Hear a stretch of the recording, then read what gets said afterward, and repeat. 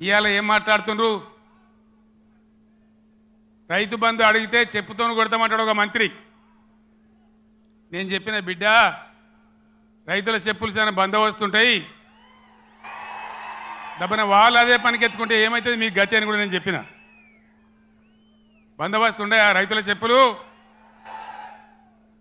మంత్రిగా ఉన్న వ్యక్తి రైతు బంధు అడిగితే చెప్పుతోను కొట్టుకుంటాడు. ఇంకెవడో సన్నాసిగాడు కూడా అంటాడు. అంటే ఏందన్నట్టు? ఇప్పుడు ఇన్న ముఖ్యమంత్రి ఆయనను 6 గ్యారెంటీలు ఇవ్వయా, కరెంట్ ఎందుకు మాయమైందా, నీళ్ళు ఎందుకు మాయమవుతున్నాయని అడిగితే ఆయన నేను పండబెట్టి తొక్కుతా, పేగులు మెడలేసుకుంటా, పెండ ముఖానికి రాసుకుంటా, చీరుతా సంపుతా, మానవ బాంబునైతా, మట్టి బాంబునైతా అని మాట్లాడతాడు. ఇంత అసహనమా?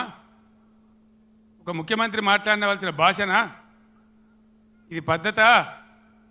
తెలంగాణ రాష్ట్రానికి సమాజానికి ఇది ఒక గౌరవమా? దయచేసి ప్రజలు ఆలోచించాలని చెప్పి నేను కోరుతా ఉన్నా. ఈ కరీంనగర్ గడ్డ నుంచి యావత్తు తెలంగాణ ప్రజానీకానికి నేను పిలిపిస్తా ఉన్నా. తెలంగాణ ముఖ్యమంత్రి అంటే తెలంగాణ మాట్లాడే మాటలు, ఆ ముఖ్యమంత్రి మాట్లాడే మాటలు, ఎవరన్నా ముఖ్యమంత్రి పదవులు ఉన్న వ్యక్తి మేము మానవ బాంబులం అయితే మనం మాట్లాడొచ్చునా?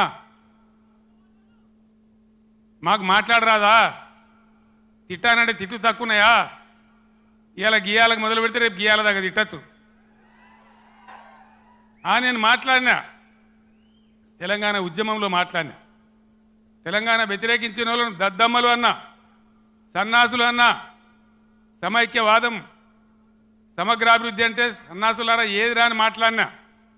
కానీ ఈ విధంగా 10 ఏళ్ళ ముఖ్యమంత్రికి ఉన్నప్పుడు నా నోటి నుంచి ఒక్క రోజన్నా ఒక సందర్భంలోన్నా ఇటువంటి దురుసు మాటలు మీరు విన్నరా?